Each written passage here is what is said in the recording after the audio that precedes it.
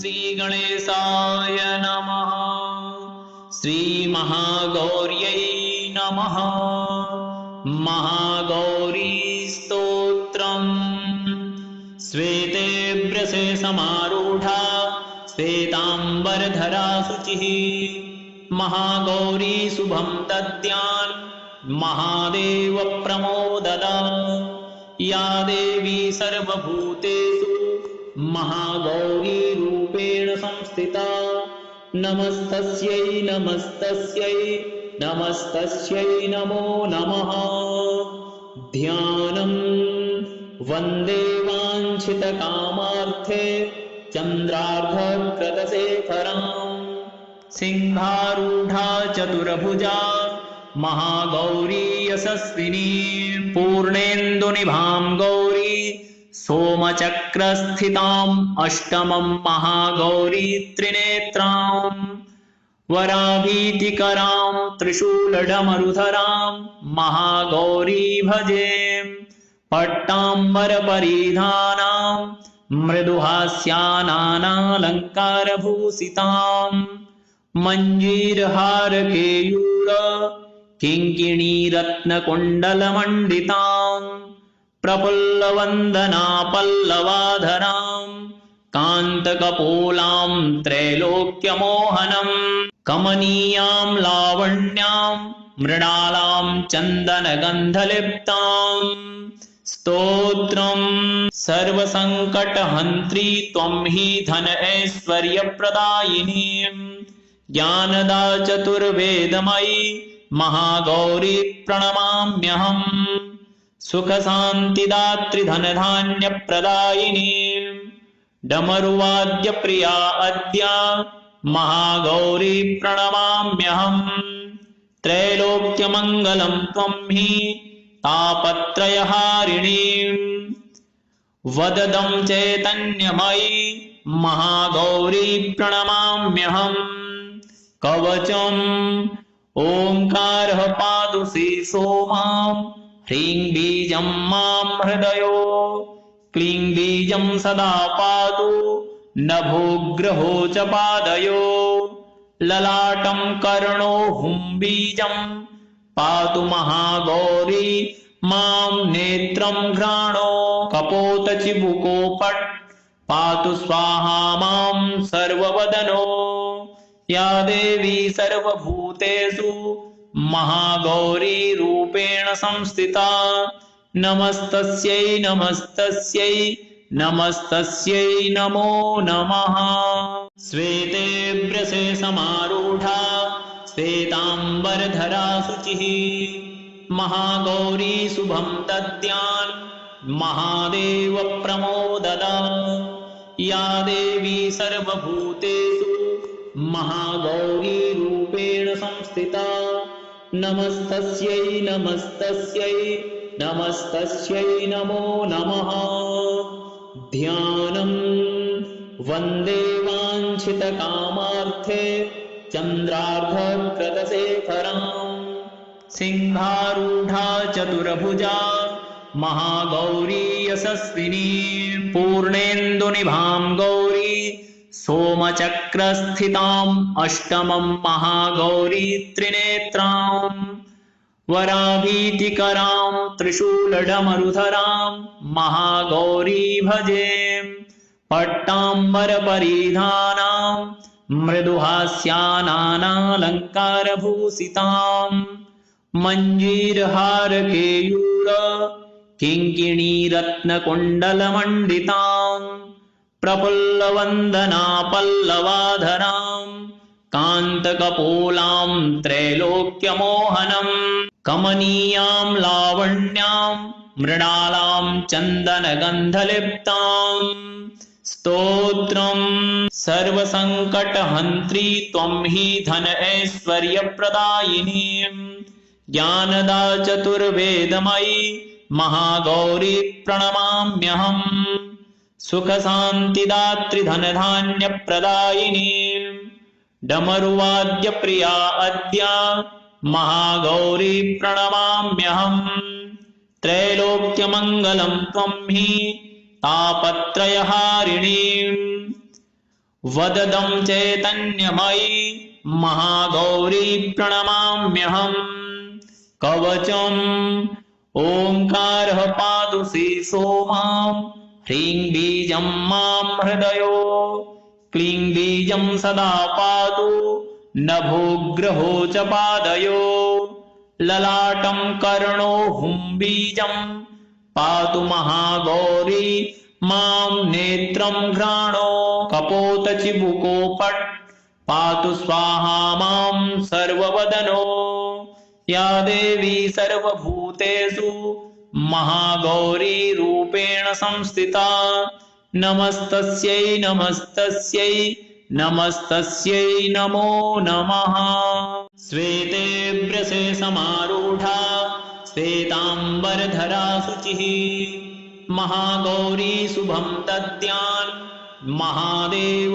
प्रमोददा या देवी सर्वभूतेषु महागौरी रूपेण संस्थिता नमस्तस्यै नमस्तस्यै नमस्तस्यै नमो नमः ध्यानं वन्दे वाञ्छितकामार्थे चन्द्रार्धकृतशेखरां सिंहारूढा चतुर्भुजा महागौरी यशस्विनी पूर्णेन्दुनिभां गौरी सोमचक्रस्थिताम् अष्टमं महागौरी त्रिनेत्रां वराभीतिकरां त्रिशूलडमरुधरां महागौरी भजे पट्टाम्बरपरिधानां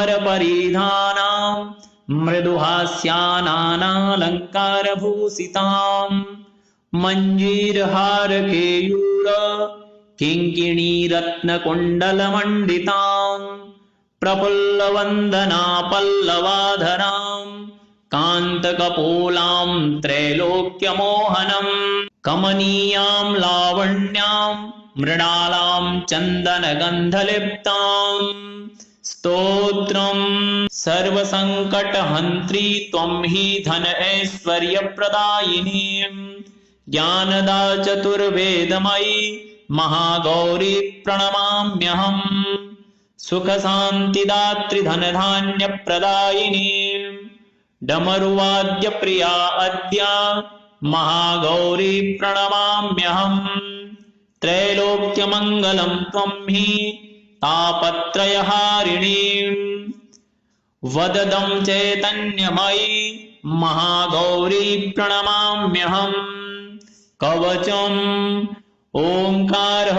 पातु शीर्षो मां ह्रीं बीजं मां हृदयो क्लीं बीजं सदा पातु नभोग्रहो च पादयो ललाटं कर्णो हुं बीजं पातु महागौरी मां नेत्रं घ्राणो कपोतचिबुको पट् पातु स्वाहा मां सर्ववदनो या देवी सर्वभूतेषु महागौरी रूपेण संस्थिता नमस्तस्यै नमस्तस्यै नमस्तस्यै नमो नमः श्वेतेभ्यसे समारूढा श्वेतांबरधरा शुचिः महागौरी शुभं दद्यान् महादेव प्रमोददा या देवी सर्वभूतेषु महागौरी रूपेण संस्थिता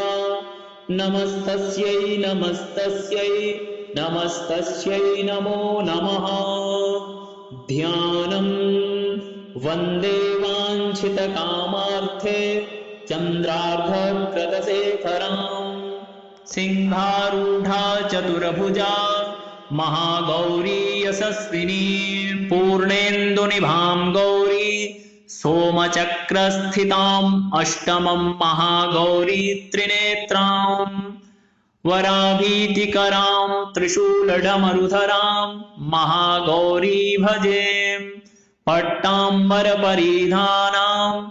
मृदुहास्यानालङ्कारभूषितां मञ्जीरहारकेयूर किङ्किणीरत्नकुण्डलमण्डितां प्रफुल्लवन्दना पल्लवाधरां कान्तकपोलां त्रैलोक्यमोहनम् कमनीयां लावण्यां मृणालां चन्दनगन्धलिप्ताम् स्तोत्रम् सर्वसङ्कटहन्त्री त्वं हि धन ऐश्वर्यप्रदायिनी ज्ञानदा चतुर्वेदमयी महागौरी प्रणमाम्यहम् सुखशान्तिदात्री धनधान्यप्रदायिनी डमरुवाद्यप्रिया अद्य महागौरी प्रणमाम्यहम् त्रैलोक्यमङ्गलं त्वं हि तापत्रयहारिणी वददं चैतन्यमयी महागौरी प्रणमाम्यहम् कवचम् ओंकारः पातु शीर्षो मां ह्रीं बीजं मां हृदयो क्लीं बीजं सदा पातु नभोग्रहो च पादयो ललाटं कर्णो हुं बीजं पातु महागौरी मां नेत्रं घ्राणो कपोतचिबुको पट् पातु स्वाहा मां सर्ववदनो या देवी सर्वभूतेषु महागौरी रूपेण संस्थिता नमस्तस्यै नमस्तस्यै नमस्तस्यै नमो नमः श्वेतेभ्यसे समारूढा श्वेतांबरधरा शुचिः महागौरी शुभं दद्यान् महादेव प्रमोददा या देवी सर्वभूतेषु महागौरी रूपेण संस्थिता नमस्तस्यै नमस्तस्यै नमस्तस्यै नमो नमः ध्यानम् वन्दे वाञ्छितकामार्थे चन्द्रार्धकृतशेखराम् सिंहारूढा चतुर्भुजा महागौरी यशस्विनी पूर्णेन्दुनिभां गौरी सोमचक्रस्थिताम् अष्टमं महागौरी त्रिनेत्राम् वराभीतिकरां त्रिशूलडमरुधरां महागौरी भजे पट्टाम्बरपरिधानां मृदुहास्यानालङ्कारभूषितां मञ्जीरहारकेयूर किङ्किणीरत्नकुण्डलमण्डितां प्रफुल्लवन्दना पल्लवाधरां कान्तकपोलां त्रैलोक्यमोहनम् कमनीयां लावण्यां मृणालां चन्दनगन्धलिप्तां स्तोत्रम् सर्वसङ्कटहन्त्री त्वं हि धन ऐश्वर्यप्रदायिनी ज्ञानदा चतुर्वेदमयी महागौरी प्रणमाम्यहम् सुखशान्तिदात्री धनधान्यप्रदायिनी डमरुवाद्यप्रिया अद्य महागौरी प्रणमाम्यहम् त्रैलोक्यमङ्गलं त्वं हि तापत्रयहारिणी वददं चैतन्यमयी महागौरी प्रणमाम्यहम् कवचम् ओंकारः पातु शीर्षो मां ह्रीं बीजं मां हृदयो क्लीं बीजं सदा पातु नभोग्रहो च पादयो ललाटं कर्णो हुं बीजं पातु महागौरी मां नेत्रं घ्राणो कपोतचिबुको पट् पातु स्वाहा मां सर्ववदनो या देवी सर्वभूतेषु महागौरी रूपेण संस्थिता नमस्तस्यै नमस्तस्यै नमस्तस्यै नमो नमः श्वेतेभ्यसे समारूढा श्वेतांबरधरा शुचिः महागौरी शुभं दद्यान् महादेव प्रमोददा या देवी सर्वभूतेषु महागौरी रूपेण संस्थिता नमस्तस्यै नमस्तस्यै नमस्तस्यै नमो नमः ध्यानम् वन्दे वाञ्छितकामार्थे चन्द्रार्धकृतशेखराम् सिंहारूढा चतुर्भुजा महागौरी यशस्विनी पूर्णेन्दुनिभां गौरी सोमचक्रस्थिताम् अष्टमं महागौरी त्रिनेत्रां वराभीतिकरां त्रिशूलडमरुधरां महागौरी भजे पट्टाम्बरपरिधानां मृदुहास्यानालङ्कारभूषितां मञ्जीरहारकेयूर किङ्किणीरत्नकुण्डलमण्डितां प्रफुल्लवन्दना पल्लवाधरां कान्तकपोलां त्रैलोक्यमोहनं कमनीयां लावण्यां मृणालां चन्दनगन्धलिप्तां स्तोत्रं सर्वसङ्कटहन्त्री त्वं हि धन ऐश्वर्यप्रदायिनी ज्ञानदा चतुर्वेदमयी महागौरी प्रणमाम्यहम् सुखशान्तिदात्री धनधान्यप्रदायिनी डमरुवाद्यप्रिया अद्य महागौरी प्रणमाम्यहम् त्रैलोक्यमङ्गलं त्वं हि तापत्रयहारिणी वददं चैतन्यमयी महागौरी प्रणमाम्यहम् कवचम् ओंकारः पातु शीर्षो मां ह्रीं बीजं मां हृदयो क्लीं बीजं सदा पातु नभोग्रहो च पादयो